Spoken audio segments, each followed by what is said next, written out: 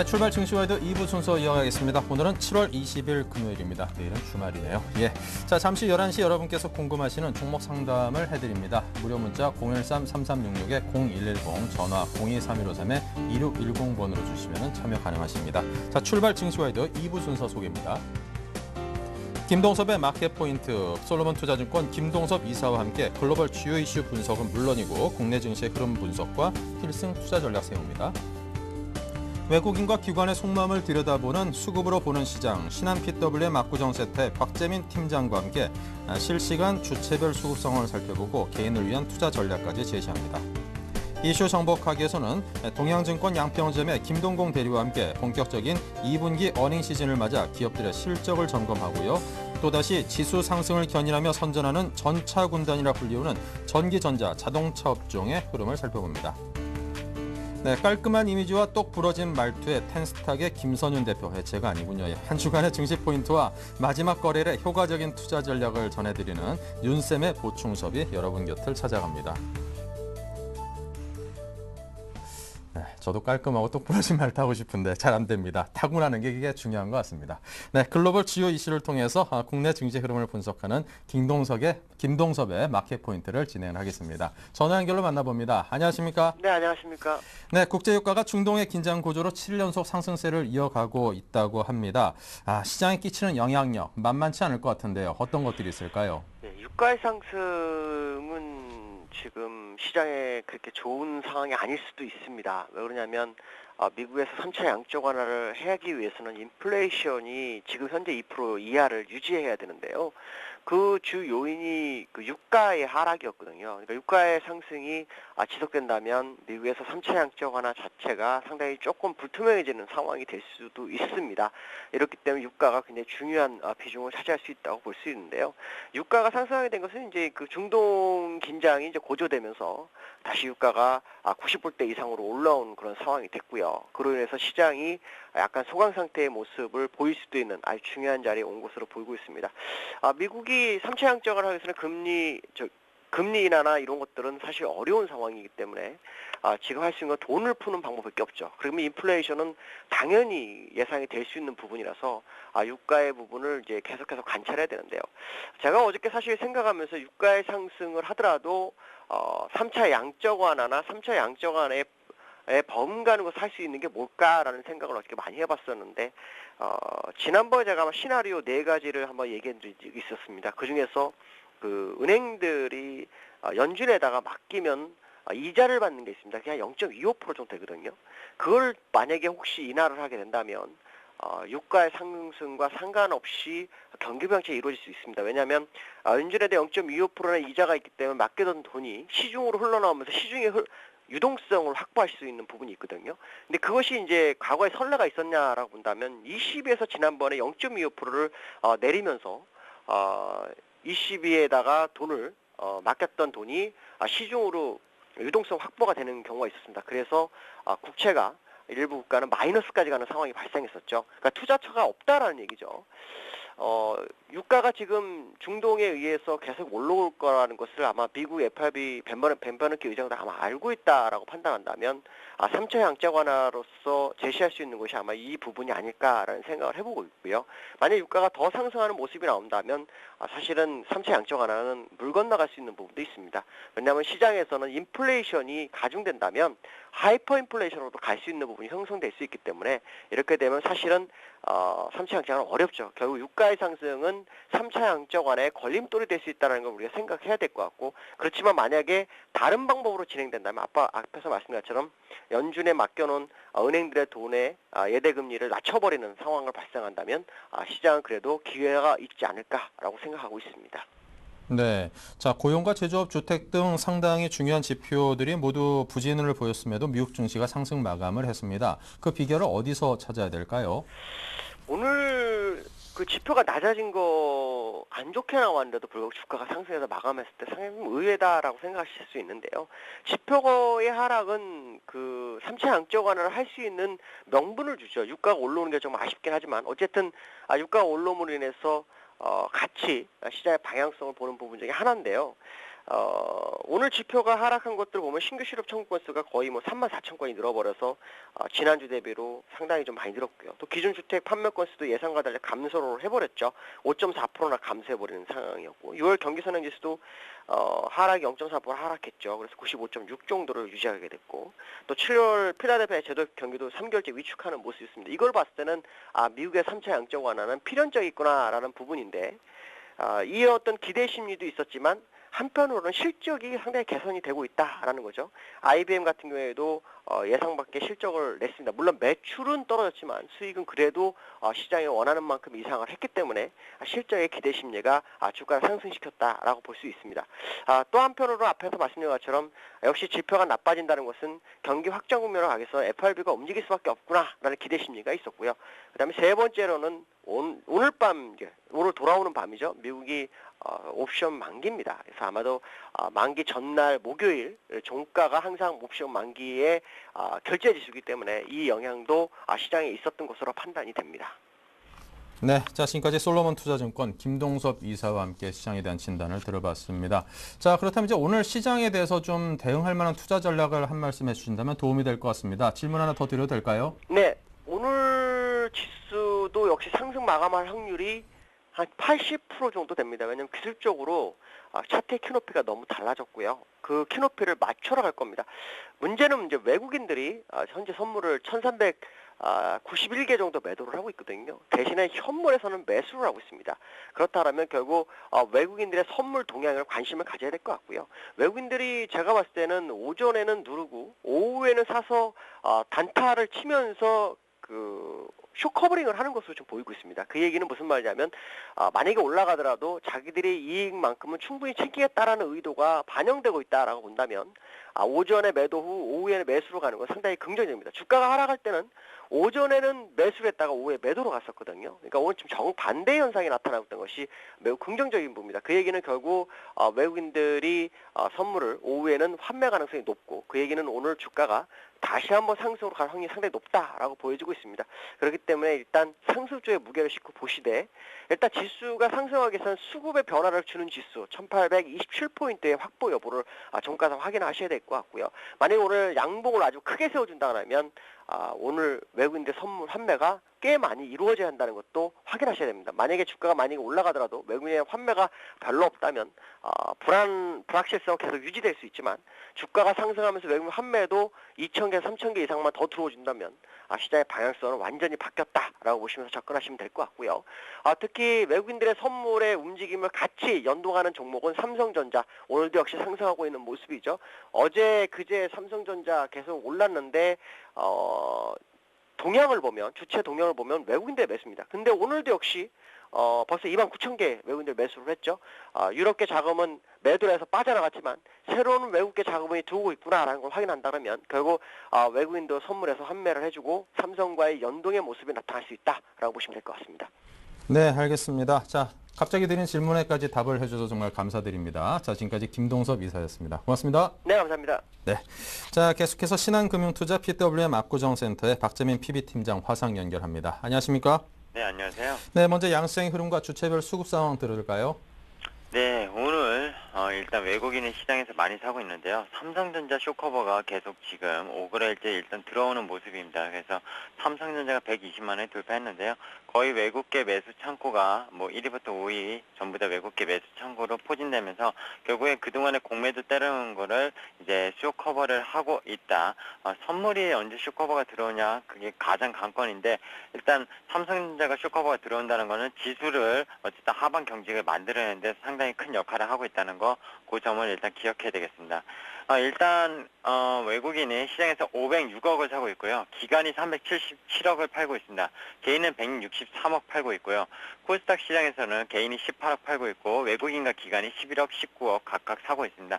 코스닥 시장이 수급적으로는 양매수로 일단 더 좋은 모습이고요. 선물 시장에서는 외국인이 1,600억 정도, 계약수는 한 1,400개 정도 매도를 치고 있고요. 개인과 기관은 880억, 200억을 각각 순매수를 일단 하고 있습니다. 업종별로 오늘 특징적으로는 결국엔 전기전자 업종, 그리고 건설업, 운수창고, 기계업종 약간 소폭씩 상승하는 모습이고요. 전기가스업, 통신업, 금융업, 은행업, 증권업, 보험업, 이 내수 그리고 금융업, 보험 쪽은 상당히 좀 계속 약세를 어제 이어서 면치 못하는 모습을 일단 보이고 있습니다. 네. 자, 오늘 투자 주체별 속내들이 복잡할 것 같은데 어떻습니까?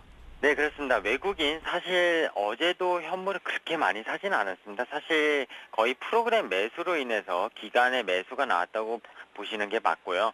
오늘 외국인 우리가 현물 사는 게 사는 걸로 보이지 선물을 솔직히 사는 게 아니라 쇼커버를 하는 거죠. 지금 삼성전자 공매도 때린 거를 쇼커버 하다 보니까 다른 주식들은 팔지는 않습니다. 일단 기본적으로 다른 업종을 주체별로 보면은 유통업을 10억 정도 파는 거 말고는 거의 파는 게 안 보이고 있고요. 어제 금융업도 많이 하락했던 게 기관이 많이 매도를 때렸던 거지 외국인은 팔지 않았습니다. 그래서 사실 외국인의 의중이 저도 좀 궁금한데요. 일단 더 지켜보는 게 일단 맞을 것 같고요. 개인은 오늘도 어제도 아침에 살까 말까 고민하다가 결국에 많이 팔았는데요. 오늘도 아마 그런 쪽으로 파는 쪽으로 좀 기울인 것 같습니다. 174억 정도 팔고 있는데 살까 말까 오늘도 고민은 일단 하면서 선물은 계속 매수를 하고 있습니다. 그리고 기관 같은 경우에는 어제 너무 많이 샀나 오늘 좀 팔아볼까 하고 있는데 이게 솔직히 기관의 입장에서는 적극적으로 뭐 매수를 한다거나 매도를 한다거나 어제처럼 오늘처럼 아닙니다. 베이시스가 어제는 장중에 선물을 외국인이 이제 쇼커버 물량이랑 신규 매수가 조금씩 나오면서 베이시스가 좋아지면서 현물이 같이 올라가면서 선물도 같이 올라갔죠. 그러면서 결국에는 이제 프로그램 매수세가 4천억이 넘게 나왔는데 오늘은 프로그램 매도가 700억이 넘게 나오고 있습니다. 아침부터 1시간에 750억.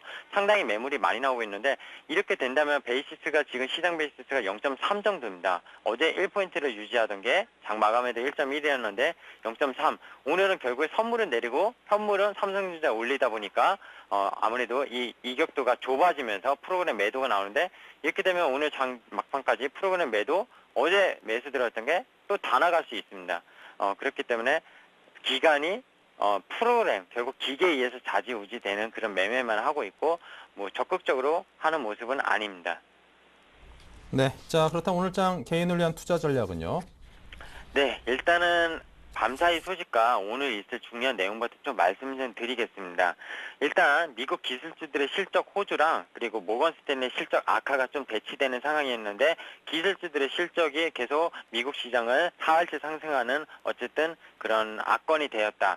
근데 미국 경제 지표들은 또 썩 좋지 않았습니다. 이제 필라델피아 제조업 지수 이런 거는 상당히 안 좋게 나왔는데요. 그럼에도 불구하고 강보한 마감을 했는데 다우 지수가 그 이후로는 미국이 오늘 옵션 만기일입니다. 옵션 만기일에 콜 레이시오 결국에 우리나라 옵션 시장에서도 콜풋 있지 않습니까? 상당히 상방적으로 포지션을 해놨기 때문에 지수가 떨어지게도 미국장은 상당히 힘든 포지션이 세팅이 되어 있기 때문에 그런 영향도 아무래도 기술주들의 실적을 좀 갖다 붙이면서 그런 영향이 있었다 이렇게 보는 게 맞겠고요. 유럽에서 좀 큰 얘기가 있습니다. 이 얘기는 꼭 드려야 될 것 같아요. 오늘 투자 전략을 세우기 전에 유럽 이제 EU 집행위에서 초안으로 작성한 게 있는데요. ESM이 이제 출범이 지연되고 있지 않습니까? 독일에서 헌법재판소 유연 결정도 원래 7월 말로 연기를 했다가 지금 9월 말로 다시 연기를 했다고 얼마 전에 말씀을 드렸는데 그 EU에서 그러면 ESM이 안 되니까 기존의 EFSF 이걸 통해서 7%대 가까이 지금 스페인 국채가 어젯밤에 다시 7%대로 올라섰는데요. 이거 스페인 국채를 직접 매입하는 방안을 허용한다. 이런 보도가 나왔습니다. 밤사이. 그래서 유럽장이 나쁘지 않고 좋았었는데 일단 EFSF가 법적으로는 어떤 유통시장, 채권 유통시장에 직접 개입할 수 없도록 마련이 된 자금입니다. 그래서 독일이 만약에 반대한다고 하면 역시 안 될 걸로 되는데 어쨌든 초안에서 그런 내용이 나왔다고 하고요. 오늘 유로존 재무장관이 회의가 오늘 밤에 있죠. 여기서 이걸 통과시킬 거라고 합니다. 그러면 개입 원래 할 수 없는데 어떻게 통과시키느냐? 올해 한 해만 예외적으로 해주자 이런 얘기를 했다고 합니다. 이 얘기 상당히 중요한데 오늘 밤 유럽 그동안의 문제 하나도 해결된 거 없다고 말씀드렸는데 오늘 이걸로 인해서 스페인이 안정화가 될지 안 될지 일단 촉각을 세우셔야 될 것 같습니다. 그리고 국내 시장 어쨌든 유로존 위기를 차차하고라도 일단 외국인의 선물 매도 포지션 그리고 어떤 지금 경제가 상당히 기업들의 실적이 악화되고 있다는 점이 상승 제한 계속 이유를 만들고 있고요. 하반 경직은 어쨌든 계속 만들어내는 이유는 세계적인 어떤 경기 부양 기대감이 살아있다는 겁니다. 그래서 박스권 지수가 계속 지속 예상이 되고 있고요. 일단 QE3도 미국에서는 일단 쓰지 않을 걸로 예상이 됩니다. 뭐 9월, 10월까지 가봐야지 알겠지만 지금 당장은 쓸 이유가 없다. 미국이 그렇게 기업들의 실적이 지금 나쁘지도 않은 상황이고요. 미국 다우지수로 보면 13,300이 올해 고점이었는데 지금 12,900 거의 13,000 돌파 직전입니다. 해외 증시 닥스나 어떤 프랑스 지수, 이런 독일 지수, 프랑스 지수도 보시면 밑에서 10% 넘게 올랐습니다. 근데 왜 그런 국내 증시만 계속 유독히 약하느냐? 사실 외국인의 선물 매도 포지션이 상당히 위협적이고 지금 신흥국들 보면 중국이라든지 대만이라든지 상당히 코스피랑 좀 동행하는 결국에 선진국과 신흥국의 좀 디커플링이 많이 일어나고 있다는 점이 국내 증시도 상당히 악화되는 점입니다. 왜냐면은 유럽이나 미국이 상당히 어렵다 보니까 자금을 본국으로 거의 빼가는 결국엔 신흥국에서 뺄 수밖에 없는 빨리 뺄 수밖에 없는 유동성이 황금성이 좋은 그런 사태가 발생하다 보니까 디커플링이 발생하게 되는 거고요. 결국에는 이런 이유로 인해서 하루하루 방향성이 정말 읽기 힘듭니다. 뭐 그저께는 거의 뭐 30포인트 가까이 하락했다가 어제는 또 하루만큼 바로 또 되돌리는 작업이 나왔고요.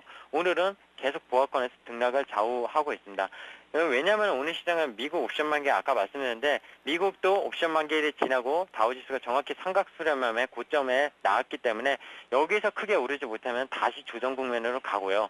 역시 코스피도 그 눈치를 같이 보면서 외국인이 계속 선물 매도를 때리고 있다고 일단 저는 보고 있습니다. 그리고 기간도 결국엔 지금 시장 베이시스가 어제 하루 잠깐 좋았긴 했지만 외국인이 선물을 적극적으로 쇼커버하지 않는 이상 베이시스가 개선되지 않기 때문에 프로그램 물량에 의해서 계속 매도 물량을 내뱉을 수밖에 없고요. 결국 수급적인 악화 그리고 기업 실적들의 악화 그리고 국내 시장에서 외국인이 계속 어떤 적극적으로 매수를 안 하고 있다는 점 기간도 우호적이지 않다는 점 이런 점들이 결국엔 국내 시장의 방향성을 상당히 읽기 힘들게 하고 매매도 힘들게 하기 때문에 철저한 단기 트레이딩 위주의 플레이만 하시라고 말씀을 드리고 싶습니다.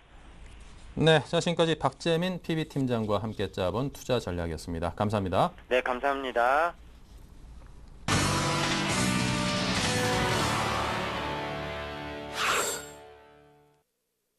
네, 오인의 투자 전문가와 함께합니다. 먼저 12자 투자 전략 포인트입니다. 박성일 연구원 중소형주의 단기 트레이딩 구간을 이야기했고요. 박소영 대리는 업종 대표주의 단기 공략을 신용훈 연구원 쉬어가는 장세다. 최희용 대리 반등 시에 비중 축소 전략이 유효하다. 김도영 대표는 저점 지지 종목을 모아가는 전략을 이야기했습니다. 관심 업종으로는 박성일 연구원이 IT 부품 중소형주의 분할 매수를, 박소영 대리는 경기 민감주의 분할 매수 전략을, 신용훈 연구원은 자동차 업종의 분할 매수가 유효하다. 최희용 대리는 화학 업종의 분할 매수 전략을, 김도영 대표는 IT 부품 금융주의 저점 중기 매수를 이야기했습니다. 네, 이 가운데 김도영 대표와 오늘은 함께합니다. 안녕하십니까?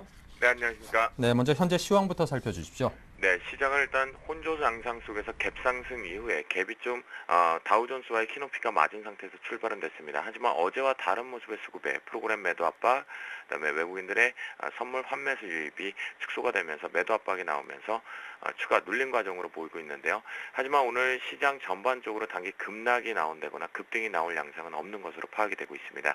전일과 마찬가지로 삼성전자와 자동차가 지수에, 전차 부대가 지수의 방어 역할을 좀 하고 있는 상태인데요. 아직까지는 삼성전자 같은 경우는 긍정적인 호재 부분과 그 다음에 낙폭 과대에 따른 키높이가 맞춰지면서 다시 한번 외국인들의 수급세가 들어오는 모습입니다. 또한 LG전자 같은 경우에 지금 기대감들이 미국 시장에 노트북 시장 진출해야 되는 호재들이 나오면서 단기 급락 이후에 추가 반등 모멘텀이 나오고 있고요. 전일 같은 경우에 급락이 나왔던 금융섹터 같은 경우는 이제 저점 다지기 진입이 들어오는 것 같습니다. 단기 악재는 우리나라 금융주의 입장에서는 항상 매년 나왔던 부분입니다. 그렇기 때문에 바닥권에서의 정확한 강력한 지지 테스트가 나온다면 오늘 오후장 또는 내일 월요일 날 주 초반 부분에서 지수 테스트 나온다라면 추격 매수 가능한 부분이다라고 보시면 좋겠습니다. 전반적으로 수급적인 측면에서는 공백 부분이 나오고 있다라고 보시면 좋겠는데요. 거래대금의 거래량이 증가되지 못하는 수급 공백 구간에 나와 있고요. 이것은 전 세계 시장과 우리나라 모두 다 커플링 현상이라는 거 잊지 말아주시면 좋겠습니다. 현재 일본과 대만 역시도 약보합을 유지되다 보니까 우리나라 추가 상승 모멘텀이 못 가고 있는 상태겠고요. 개별주 쪽에서도 상승 모멘텀이 약화되고 있다는 거. 결국은 저점의 중기적인 관점에 철저한 저점 분할 매수의 비중 확대가 아니라면 추격 매수는 자제해야 될 구간이다라고 보시면 좋겠습니다. 네, 자 오늘 저점 지지하는 종목들을 모아가는 전략 그리고 IT 부품과 금융주의 저점 중기 매수를 말씀하셨습니다. 설명 주십시오. 네, 전일 제가 새벽 한 3시경에 이제 갑자기 일어나가지고 전 종목을 좀 뒤져봤는데요. 지금 저점 부분에 형성이 돼서 분명히 모아갈 수 있는 종목군들이 너무 많이 대형주 쪽에서도 중소형주 쪽에서 나오고 있습니다. 현재 모습을 본다면 기관들도 수익률 관리를 포트폴리오를 제대로 진행을 못했기 때문에 하반기 역시 작년기와 마찬가지로 중소형 쪽에서 수익률 게임이 나올 것으로 판단이 되고 있습니다. 지난 시간에 제가 베이식하우스를 추천을 좀 드렸었는데요. 그리고 나서 단기적으로 떨어지고 나서 바로 제자리에 올라오면서 어제 바운딩이 크게 나왔거든요.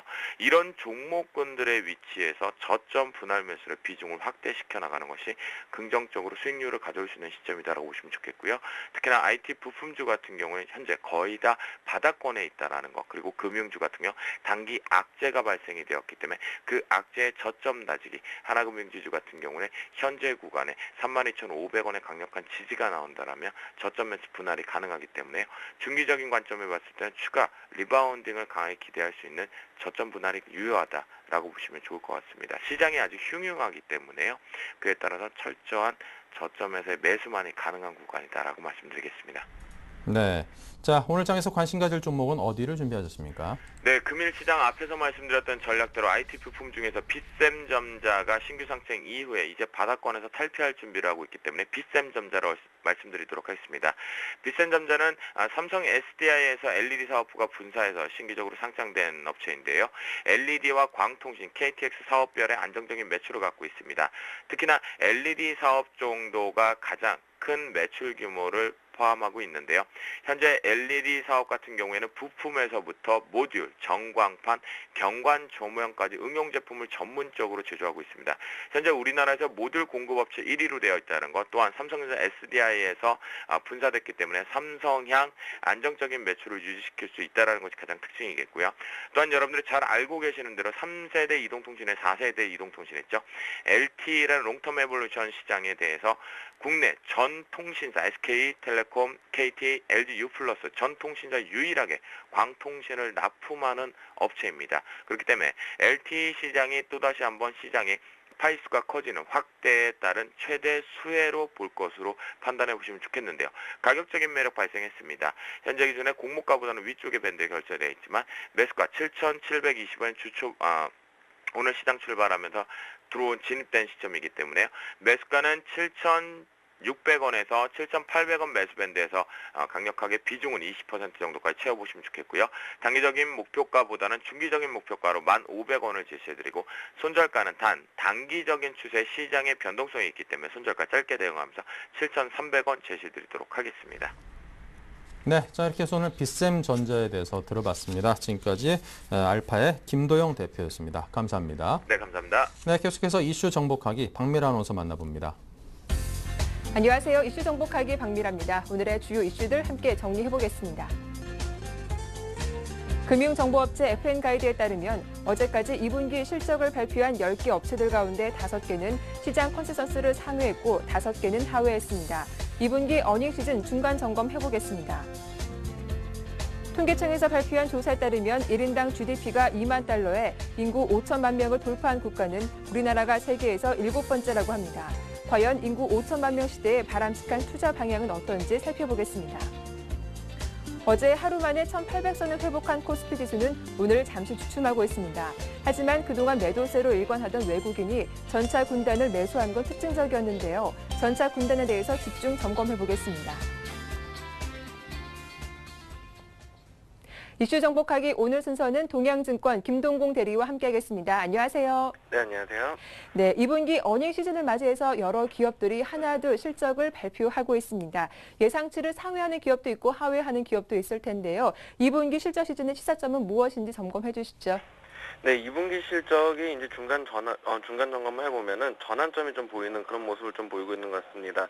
실적 전망의 하향 조정이 계속해서 되고 있지만 미세한 변화도 조금씩 관찰되고 있는데요. 2분기 실적을 포함한 3, 4분기 실적 전망치의 하락 속도가 최근 둔화되고 있는 모습을 보이고 있다는 점입니다. 실제로 각 분기별 실적 전망치는 5월 이후 하락세를 보이다 최근 일주 소폭 상향 조정되는 모습이 이제 좀 관찰이 되고 있습니다. 내용을 들여다보면 단기적으로는 실적 전망의 하향 조정 강도가 좀 완화될 여지도 있다고 좀 판단이 됩니다. 그간 실적 전망치 하향을 주도했던 화학 정유업종의 실적 감익 속도가 다소 완만해졌고 자동차 및 자동차 부품 업종을 비롯한 철강 운송 조선 등 일부 업종에서의 시각 개선이 되고 있다는 것이 좀 감지되고 있습니다. 업종 측면에서는 자동차 그리고 자동차 부품 업종과 제약 업종이 가장 양호한 흐름을 보이고 있습니다. 2분기뿐만 아니라 3, 4분기 실적 전망이 고르게 올라가는 유일한 업종이라는 점입니다. 이전에 비해서 시각 개선이 관찰되는 업종은 철강, 운송, 조선이 좀 해당이 되고 있고 실적 감익이 진행됐지만 최근 들어서 실적 개선세가 관찰되는 업종군입니다. 한편 큰 폭의 실적 감익이 진행됐던 화학 에너지 업종은 최근 저점을 다지는 흐름 정도로 좀 요약을 할 수가 있을 것 같습니다. 2분기 실적 시즌 시사점은 크게 세 가지로 요약할 수 있습니다. 먼저 실적 조정, 하향 조정이 이어질 수 있지만 큰 폭의 감익 흐름은 제한적일 것이라는 점, 그리고 경험적인 측면에서 봤을 때 현재는 과거 이 감폭의 3분의 2 수준에 위치했다는 점, 이것들을 좀 생각해봐야 될 필요성이 있을 것 같고요. 그리고 특정 업종에 대한 쏠림보다는 업종 다변화 흐름이 전개될 가능성이 높아졌다는 점입니다. 그리고 마지막으로 외형 성장 기업에 주목할 필요성이 있을 것 같습니다. 올해 코스피 연간 매출은 지난해 대비 0.3%, 내년은 올해보다 2.6% 감소할 전망입니다. 이런 점들을 좀 관찰해 볼 때 최근 2분기 이후 실적 전망이 개선되고 외형 성장이 수반되는 것에 주목할 만한 종목으로 현대차, 현대모비스, SKC, 현대아이스코, 그리고 빙그레, 호텔신라, 삼성테크인 등에 대한 종목에 대한 관심이 좀 필요할 것 같습니다. 네. 다음 이슈입니다. 대한민국 인구가 5천만 명을 돌파했죠. 인구 증가는 내수 시장을 뒷받침하는 기본 요소가 되기 때문에 상징적인 의미가 크다고 볼 수 있을 텐데요. 인구 5천만 시대, 과연 어떤 투자 계획이 필요할까요? 네, 지난 6월 23일 기준으로 대한민국 인구가 5천만 명을 돌파를 했습니다. 인구 증가가 이제 내수 시장에 이제 뒷받침하는 기본 요소라는 점에서 인구 5천만 시대는 상징적인 의미가 좀 큽니다. 그런데 이 5천만 명 돌파가 무조건적인 장밋빛 전망만을 전해주는 것은 아닙니다. 오히려 인구 5천만 명 시대는 화려한 타이틀 뒤에 숨겨진 인구 구조의 변화를 감지하고 좀 투자 기회를 준비할 필요성이 있을 것으로 그렇게 좀 판단이 됩니다. 일단 하나하나 좀 살펴본다 그러면 국내 인구 구조의 변화는 다른 나라와 비교했을 때 비교적 빠릅니다. 그리고 이러한 변화는 예상했던 것처럼 미래 자산 시장의 변화까지도 좀 잉태를 하고 있는 상황인데, 그렇다면 인구 구조 변화로 인한 향후 트렌드를 예상해 본다 그러면 먼저 가구 구조가 1인 가구 그리고 부부 가구로 이제 재편되면서 나중심 현상이 이제 확산이 되면서 이제 대가족 시대 공동 가치 기준 점점 사라지고 점점 더 이제 개인 중심의 생활 패턴이 확산될 것입니다. 그리고 기대 수명의 연장은 건강에 대한 인식을 좀 자극을 하고 있습니다. 노령화가 진행되면서 의료 수요가 꾸준히 증가하고 있고 기대 수명의 증가는 젊은 사람들까지도 건강에 대한 그런 자각을 통해 신규 수요를 좀 만들어내고 있는 그런 모습을 보이고 있습니다. 그리고 생활의 편리성에 대한 요구가 계속해서 증가를 할 것인데요. 기능별 역할이 자체적으로 충족되었던 대가족의 해체는 1인 가구 그리고 부부 가구 시대에 맞아 새로운 기능을 요하고 있습니다. 식사에서부터 청소, 빨래에 이르기까지 가정의 모든 기능을 1인이 수행하는 것은 시간적, 물리적 제약이 따를 수밖에 없습니다. 그에 따라서 외식, 보안, 렌트 사업 등 새로운 수요가 발생할 가능성이 이게 좀 높아질 것으로 좀 그렇게 판단이 되고, 결국 이러한 인구 구조에 대해서 투자 힌트를 찾는다면 어디서 투자 기회를 찾을 수 있을까라고 봤을 때 두 가지로 요약을 할 수 있을 것 같습니다. 첫 번째, 먼저 기대 수명의 연장은 헬스케어 산업 전망을 좀 밝게 할 것이고요. 그리고 노령 인구가 증가할수록 처분 가능 소득에서 의료비가 차지하는 비중이 점점 늘어날 것입니다. 그리고 게다가 젊었을 때보다는 건강을 유지하려는 수요도 늘어나기 때문에 관련 사업에 대한 전망을 전망은 여전히 좀 밝다고 볼 수가 있을 것 같습니다.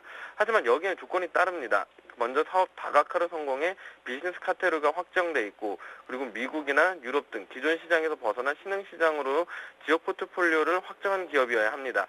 이러한 조건들을 이제 충족시킨 업체들을 좀 살펴봐야 될 것 같고요. 그리고 두 번째, 소비 시장의 새로운 트렌드를 선도할 기업군입니다. 1인 가구와 그리고 부부 가구의 증가에 관련된 서비스 시장의 성장을 의미하는데, 소형 가구의 기능적 부분을 보완해줄 수 있는 서비스 기업에 대한 조망이 좀 필요할 것 같습니다. 이런 종목들을 이제 좀 정리해봤을 때 오스템 임플란트, 셀트리온, 그리고 CJ 제일제당, GS 리테일, 아모레퍼시픽, LG생활관광 등이 종목에 잡히는 그런 모습을 보이고 있습니다. 네, 어제 코스피 지수 1800선 회복의 1등 공신은 외국인의 전차 군단 집중 매수였죠. 오늘은 조금 관망하는 모습을 보여주고 있긴 한데요. IT 자동차 업종에 대한 전망 어떻습니까? 네, 사실 제가 IT 자동차 업종만 계속 종목 관련돼서 그걸 제일 많이 말씀을 드렸던 것 같은데, 결론부터 말씀드린다 그러면 전망은 여전히 좀 괜찮다라고 보셔도 됩니다. 그동안 팔자 우위였던 외국인들이 전차 종목 위주로 최근에 다시 매수세를 나타내는 그런 모습을 보이고 있습니다.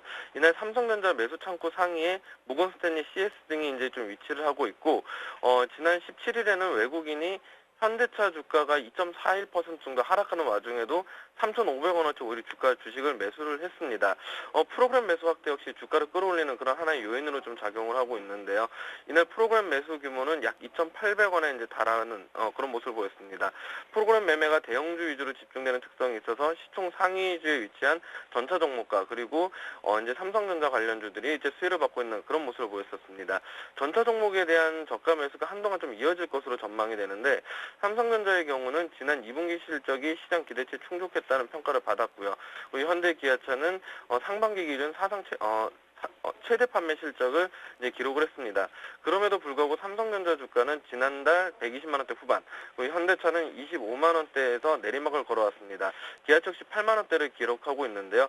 최근 증시의 뚜렷한 상승을 이끌 모멘텀이 없는 가운데 전차 종목과 삼성전자의 저평가에 주목해 매수세가 나오고 있는 모습을 보이고 있고요. 그리고 1800선 전후는 충분히 매력을 느낄 만한 지수대라고 좀 보여지고 있습니다. 다만 유럽발 재정위기의 진정이 증시 회복을 위한 필수 요소로 좀 지목을 되고 있는데, 오는 20일에 열릴 유럽 재무장관 회담에서 유럽 중앙은행 ECB의 역할 확대 등 그동안 지지분했던 이슈들이 해결되면 투자 심리 회복이 되면서 이 같은 외국인이 먼저 매수해놨던 전차 종목과 삼성전자 관련 종목들이 좀 상승으로 나오지 않을까, 좀 그렇게 판단이 됩니다. 네, 지금까지 김동공 대리와 오늘의 주요 이슈들 정리해봤습니다. 고맙습니다. 네, 감사합니다. 이슈 정복하기 저는 다음 주 월요일에 인사드리겠습니다.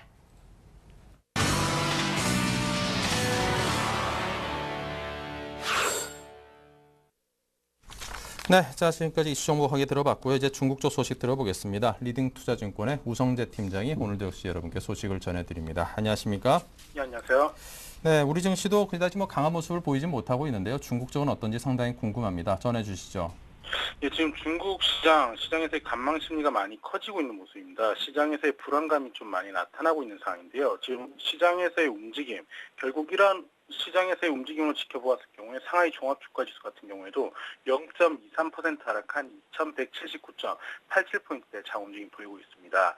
2200선 돌파하지 못한 모습 보이면서 시장에서의 움직임 2150과 2200의 박스권 기조 계속적으로 이어져 나가는 모습입니다. 전일 2197포인트까지 상승하는 모습을 보이면서 2200선에서의 눌림목을 돌파하지 못하는 상황이었는데요. 오늘 상하이 종합주가지수도 전약 후강 장세의 움직임이 좀 전망되고 있습니다. 낙폭을 확대해 나가기보다는 낙폭을 좀 줄여 나갈 확률이 좀 높을 것으로 보이고 있는 상황인데요. 중국 같은 경우에 지금 현재 7월에 4대은행의 신규 대출 규모가 큰 폭으로 확대된 것으로 보여지고 있습니다. 7월 들어 15일까지 국내 4대은행들의 신규 대출이 500억 위안으로 크게 늘었는데요. 이건 전월 동기의 2배 가까운 수준인 만큼 통화 확장 정책이 결국 시장에서 유효한 전략으로 지금 접근되고 있는 것으로 보여지고 있습니다. 지금 이러한 것들에 따른 신규 재간접 투자 쪽으로도 자금이 몰릴 것으로 전망이 되고 있는 만큼 이러한 관련 인프라 관련 업종에 대해서 관심 가지고 지켜보셔야 될 것 같습니다. 지금 국가정보센터에서 중국의 경제 성장률 8%대 달성이 가능하다라는 언급을 내놓으면서 3분기에 8%, 4분기에 8.5%대의 성장세를 이루면서 목표 성장률 이상인 8%를 달성할 것이라는 언급을 내놓고 있는 상황입니다. 지금 최근 들어서 소비자 물가지수 계속적으로 하락세를 나타내고 있는데요. 지금 중국 농수산물의 가격이 3주 연속 하락한 것으로 중국 상무부에서 발표를 했습니다. 지금 수산물 도매 가격이 0.4% 하락하면서 3주 누계 하락폭이 1.6%였고 돼지고기 가격 그리고 농산물 가격 또한 꾸준한 하락세를 나타내면서 인플레이션 압력은 좀 감소하고 있는 모습을 보이고 있습니다. 결국 상하이 종합주가지수 2150가 2200의 박스권 기조 당분간 좀 이어져 나갈 것으로 보이고 있는 가운데 중국의 정책적인 변화들이 계속적으로 나타날 경우 2200선 돌파 또한 가능하다라고 보시면서 접근하셔야겠습니다. 네. 자, 우성재 팀장님께서 이제 다음 주에 또 강연회를 준비하고 계신다는 얘기 들었는데요. 자세한 설명 좀 주시겠어요? 예, 다음 주 26일 오후 2시와 6시 30분에 걸쳐서 성공투자 원칙 12전략이라는 주제로 강연회를 개최를 합니다. 장기적인 관점에서 성공적으로 시장에 대응할 수 있는 5원칙과 12전략으로 하락장에 대응할 수 있는 해외 주식과 국내 주식을 편입한 모델 포트폴리오 소개 등을 하는 강연인데요. 교대역 교육센터에서 리딩수장권 교대역 교육센터에서 진행을 하는데 많은 참가 부탁드리겠습니다. 네, 자, 교대역 바로 근처에 있으니까 교통도 편해가지고 여러분께서 잘 가실 수 있을 것 같습니다. 많은 관심 주시기 바랍니다. 자, 지금까지 우성재 팀장이셨습니다. 감사합니다. 네, 고맙습니다.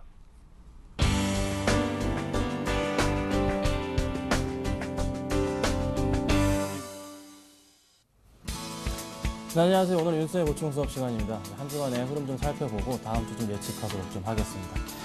자, 이번 주 코스피 흐름 먼저 좀 살펴보도록 하겠습니다. 자, 코스피 흐름 같은 경우가 월요일부터 목요일까지 그나마 좀 긍정적인 시각 좀 보여줬는데, 일단은 버냉키 의장에 대한 그 기대감, 발언에 대한 기대감 자체가 조금은 좀 긍정적으로 좀 작용을 했습니다. 그래서 시장 자체가 지난주 금요일부터 시작해서 외국인들이 선물과 콜옵션 쪽에 좀 강력하게 매수 시그널을 보여주면서 다시 한번 좀 상승해주는 모습을 보여줬는데, 자, 코스피 같은 경우는 월요일부터 목요일까지 좀 등락폭을 왔다 갔다 했지만서도 그래도 상승 쪽에 무게를 뒀습니다. 그래서 0.56% 정도 상승하는 모습을 보여줬습니다. 일단은 뭐 장중에 일단은 주중에 한 1,800포인트가 깨져주면서 다시 한번 좀 1,780포인트 PBR 1에 해당하는 저점에 대한 다시 한번 테스트를 거쳤지만서도 다시 한번 1,800에 안착시켜 놨다는 게 좀 중요한 의미로 좀 받아들여지고요. 여지없이 1,800 밑에서는 외국인들의 수급과 기관들의 수급이 받쳐주면서 다시 한번 주가를 끌어올리는 저가 메리트라는 좀 말씀을 드릴 수가 있겠습니다. 자, 그리고 또 프로그램 매수세가 그나마 좀 긍정적인 조금은 양호한 흐름을 좀 보여주면서 차익과 비차익, 특히 비차익 쪽에서 조금 월요일부터 목요일까지는 순매수 쪽에 굉장히 강한 흐름 보여줬기 때문에 조금은 양호하지 않았나 좀 판단이 되고 있습니다. 자, 일단은 기관과 외국인들이 일단은 상승 쪽에 베팅을 지난주 금요일부터 상승 쪽에 베팅을 한 모습, 특히 이제 기관의 수급 자체가 한 주간 동안 약간 하루는 좀 많은 물량이 나오긴 했지만서도 전체적으로 봤을 때는 상당히 많은 수의 매수가 들어왔다는 점을 확인하신다면은 다음 주 한 주간도 일단은 다음 주 중에 오늘은 좀 힘들 것 같지만 다음 주 중에는 다시 한번 1850에 대한 탈환을 염두에 둬도 되지 않을까라고 판단이 됩니다. 일단은 말씀드린 대로 버냉키에 대한 기대감이 긍정적이었다는 거. 일단은 양적 완화에 대한 부분이 좀 더 이제 확실하게 완화가 돼서 좀 더 한 번 더 나올 가능성, 한번 조만간에 터질 가능성이 있다는 걸 참고하시고 대응을 하셨으면 좋겠습니다. 자, 코스닥 흐름을 좀 살펴볼게요. 자, 코스닥 흐름 같은 경우는 코스닥은 좀 많이 빠졌었어요. 얼마 전에 일단은 북한에서 12시에 중대 발표가 있다고 했는데 대장이 원수로 바뀐 이 어이없는 일이 다 발생하면서 주가가 큰 폭으로 빠졌다가 다시 한번 큰 폭으로 다시 상승해서 제자리를 돌아왔는데 그날 오후에 다시 한번 주가가 상당히 많이 빠져지면서 실망감을 안겨줬죠. 그날을 포함해서 일단은 코스닥이 월요일부터 목요일까지 마이너스 1.16%를 기록했습니다. 일단은 그래도 뭐 10일 만에 좀 그나마 좀 상승했다는 거 좀 긍정적으로 봐야 될 것 같은데 조금이나마 좀 괜찮은 흐름 보여주는 것 같으니까 일단은 그 좀 참고하시면 좋겠습니다. 일단은 뭐 외국인이 2달 만에 좀 베팅을 했습니다. 거의 2달 만인데 지금 외국인이 100억 이상을 어제 같은 경우는 100억 이상을 순매수한 적이 없었습니다. 근데 100억 이상의 매수세가 좀 들어왔다는 점이 아무래도 시장 상황을 조금은 좀 긍정적으로 보지 않나. 앞으로 이제 외국인의 수급이 특히 이제 조만간에 나올 코스닥의 실적주들의 시즌이 되지 않을까라고 판단이 됩니다. 그리고 또 하나 이제 빼놓을 수가 없는 게, 자, 자, 안철수 교수가 이제 거의 대선 출마를 확실시했는데 아무래도 그 관련주들이 오늘 심상치 않게 움직여주고 있습니다. 그 관련주들 제가 이따 잠깐 말씀을 드릴 텐데 일단은 추격 매수는 자제해 주시고 너무 따라가지 마시고 소량이라만 담아보시는 건 제가 조금 말씀을 드리도록 하겠습니다. 자, 이 정도로 제가 이제 한 주간의 코스피와 코스닥 흐름 살펴봤고 업종별 흐름을 또 빼놓을 수가 없는데 일단은 상승 업종 흐름을 또 좀 살펴보도록 하겠습니다. 자, 전기전자가 지난주에는 가장 많이 빠졌었습니다. 근데 이번 주 한 주간은 그래도 2.48%나 월요일부터 목요일까지 급등해주는 모습 보여주고 있어요. 특히 이제 삼성전자를 중심으로 해서 다시 한번 외국인들의 수급이 몰려주고 있는데 지난 5월부터 6월까지의 외국인들이 전체 주식시장에서 매도한 금액이 한 6조가 좀 넘어갑니다. 그런데 그 중에서 삼성전자 물량이 3조 가까이 되는 거의 반 물량이었습니다. 그런데 최근 들어서 다시 한번 삼성전자의 흐름, 삼성전자가 다시 한번 외국인들 수급이 몰려주고 다시 한번 뺐던 그 3조에 가량 물량 자체가 들어올 가능성이 열려있기 때문에 전기전자 업종에 대한 시그널이 굉장히 좀 긍정적이다. 단기 모멘텀 자체가 굉장히 긍정적이라는 신호를 보여줄 수가 있습니다. 그래서 아무래도 다음 주 내내도 그래도 전기전자의 업종 흐름 자체는 긍정적인 신호를 받아들이시고 적극적인 좀 매수, 특히 저가와 플러스 실적 메리트가 있기 때문에 그 점을 좀 참고하시고 가면 좋을 것 같습니다. 자, 화학업종 같은 경우에 1.40%. 드디어 이제 화학업종, 제가 이제 지난주도 말씀을 드렸는데 이 화학업종에 대한 얘기를 빼놓을 수가 없어요. 자, 화학업종이 중국의 이제 지준율 인하와 금리 인하 더불어서 이제 수혜주가 될 것이다. LG화학 같은 경우가 실적 부분에 있어서 그나마 좀 긍정적인 예측치보다는 괜찮게 나아졌기 때문에 앞으로의 시장 상황을 봤을 때 이쪽 화학주를 놓치고 갈 수가 없습니다. 그래서 화학주는 무조건적인 조금씩 분할 매수를 통해서 지속적으로 좀 담아가야 되지 않을까 싶어요. 화학주 같은 경우 특히 이제 LG화학, 하나케미칼 많은데 제가 최선호주로 말씀을 드릴 수가 있는 거는 좀 LG화학 쪽은 그나마 계속적으로 30만 원으로 다시 떨어질 가능성이 적지만서도 만약에 떨어지면 아주 강력한 매수 시그널이라 판단을 하시고 매수를 하셔야 되고 지금이라도 조금씩은 계속 매수를 통한 적극적인 반응을 통해서 수익을 좀 준비하시는 게 낫다고 판단이 됩니다. 의약품 같은 경우도 일단 2.10% 정도 상승하는 모습 보여줬는데 크게 중요하지 않습니다. 일단은 시장에서 가장 중요한 종목. 자, 전기전자가 다시 돌아왔다. 자, 그리고 화학업종이 다시 한번 그 바닥을 찍고 내려가는 모습에서 다시 한번 상승해주고 있다. 그래서 이 모습을 좀 살펴보시면 좋을 것 같습니다. 자, 지금 한 주간에도 하락업종을 빼놓을 수가 없어요. 자, 은행업종이 가장 많이 빠졌습니다. 은행업종이 3% 이상 급락을 했습니다. 자, 바로 CD금리 조사 때문인데 지금 단합 때문에 조사가 들어갔습니다. 이미 단합했다는 증거를 찾았다고 오늘 아침 뉴스에도 나왔었어요. 근데 문제는 은행주가 아무래도 한 달 정도는 2주 이상 이번 달 내내 아무래도 조금은 지지부진한 모습, 오히려 하강 압력 좀 빠질 가능성이 높다는 것을 꼭 알고 계신다면은 은행업종에 대한 투자는 잠시 보류해 두셔야 될 것 같고 또 하나 저축은행 인수권 아직 끝나지 않았습니다. 자, 은행업종이 양쪽 하나에 대한 기대감으로 인해서 좋아질 수도 있다. 그거는 그때 가서 할 얘기지 지금은 은행업종에 대한 투자는 과감하게 좀 버리십시오. 은행업종에 대한 투자를 하신다면은 무조건적인 손해가 나올 가능성이 높습니다. 그래서 특히 코스피 중심에 있는 은행업종은 절대 손을 대지 마시고 일단은 이번 달 내내는 좋지 않습니다.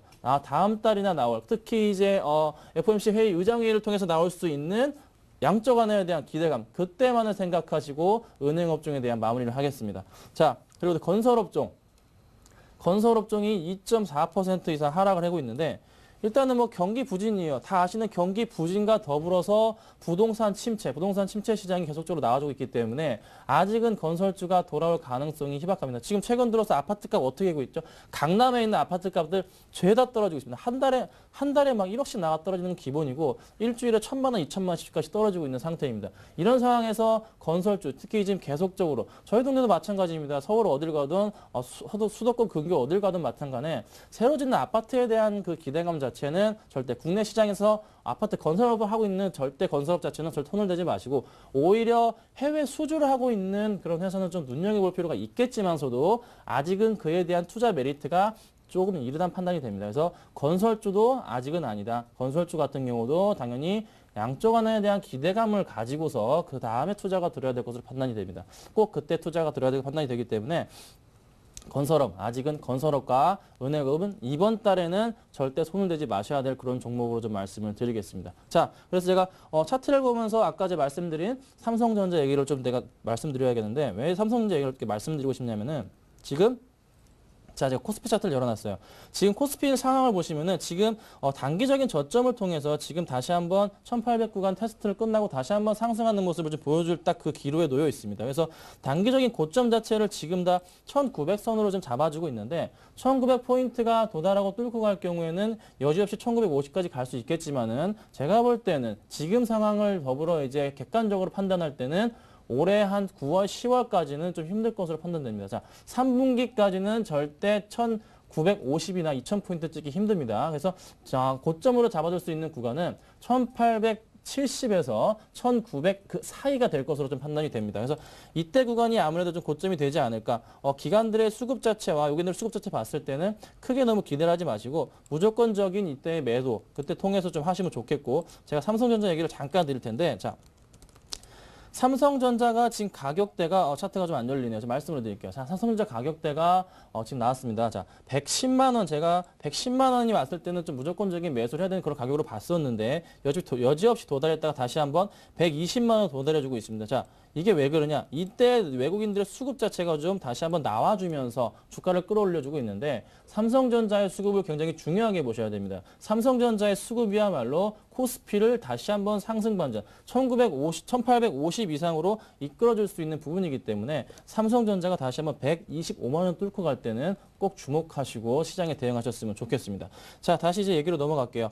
자, 지금 보면 이제 한 주간의 하락업종 봤는데 다음 주 예상 흐름을 봐야겠죠. 자, 다음 주는 일단은 아까 말씀드린 대로 짧게 말씀드리면 1850 진입 가능성이 있기 때문에 그 점을 꼭 확인하시고 가면 좋을 것 같고 스페인 지원한 예상 통과 일단은 최대 1000억 유로 정도 예상이 가능합니다. 그래서 이 점을 확인하신다면은 조금 긍정적. 지금 현재 S&P 500 종목 중에 64개 종목 중에 73%가 예상치를 상회하는 모습을 보여줬기 때문에 다음 주장 역시 좀 긍정적으로 보고 있습니다. 꼭 이 점을 확인하시면 좋겠습니다. 자, 그래서 마지막으로 제가 말씀을 드리면 자, 이번 주장은 한마디로 좀 시장 자체 흐름이 들었다 놨다 이런 모습을 좀 보여줬습니다. 노래 중에 데이브레이커라는 노래, 데이브레이크인가요? 그 노래가 있어요. 들었다 놨다 이런 노래가 있는데 지금 시장 상황을 보면은 코스피 자체의 흐름 자체가 월요일부터 해서 화, 수, 목, 금 계속 올렸다 내렸다 지금 시장을 반복하고 있습니다. 근데 이 장이 이번 주에는 끝날 것으로 판단이 돼요. 다음 주에는 그나마 조금은 양호한 흐름으로 상승해지지 않을까. 자, 코스피가 지금 왔다 갔다 해주고 있어. 이번 주장 너무 정신 없으셨죠. 하지만 다음 주장은 조금 긍정적이지 않을까 좀 판단이 됩니다. 이 장 시장 상황을 봤을 때는 조금 스페인에 대한 부분이 독일로 의해서 좀 풀어졌고 또 다른 부분 일단은 뭐 버냉키 의장의 연설 자체가 조금 긍정적이었던 시그널 지표는 조금 좋지 않아요. 하지만서도 그 두 가지의 시그널 자체가 유럽 시장을 다시 한번 호재로 만들어서 좀 긍정적으로 시장을 이끌지 않을까. 그래서 다음 주는 1850 이상은 한번 도달하지 않을까 싶습니다. 하지만 1850 이상일 때는 무조건적인 매도를 통해서 조금 수익 실현을 하시고 다음 주 장을 다시 한번 대응하시는 게 나을까 싶지 않습니다. 자, 지금까지 윤쌤의 보충 수업이었습니다. 네, 잘 들었습니다. 그리고 잠시 11시부터는 베스트 종목 상담 준비하고 있습니다. 무료 문자 013-3366-0110 또는 02-3153-2610 전화로 신청 가능하시니까요. 많은 관심 부탁드리고요. 출발 증시와이드 블로그에도 관심 가져주시기 바랍니다. 이벤트도 준비되어 있습니다. 자, 저희는 여기서 인사드리고 또 다음 주 월요일 날 뵙겠습니다. 감사합니다.